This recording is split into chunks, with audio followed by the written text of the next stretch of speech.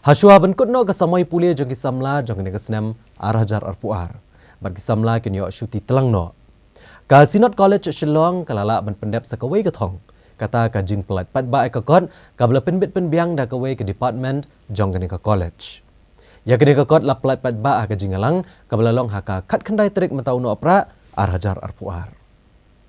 Ya kini kakot kabla ai kerteng a retrospection into Meghalaya's 50 years journey of statehood kabla penmi the Center for Historical Research jongka Synod College Shillong rengkat ke jingit trelang bat ketenat arts and culture jongka Sarkar Jela la plat pat ba aka ha ke jingalang kabla long ha ka Vivanta Hotel ha kendai lat Shillong.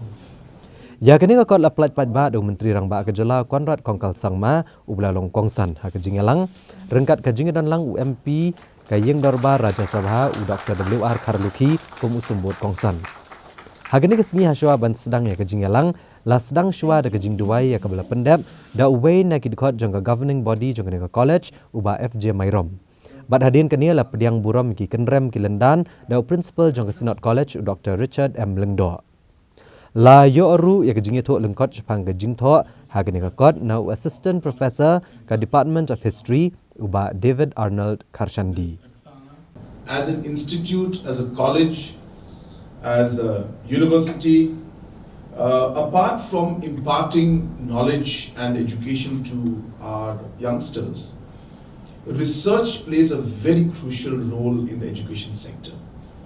And we have always seen that a lot of colleges and universities normally don't stress as much on research as they should be doing.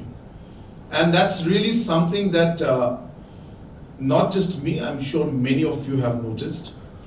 And if you were to compare this with a lot of the other nations, especially the developed nations, you will see that universities and colleges and the research that they do plays a very important role in policy making and even in the development of entrepreneurship and overall economy.